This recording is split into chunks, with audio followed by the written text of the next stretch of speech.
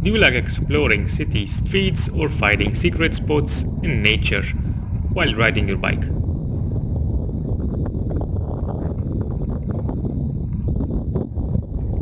And does riding a bike in the city make you happy because you can explore, or does it make you nervous because of all the cars?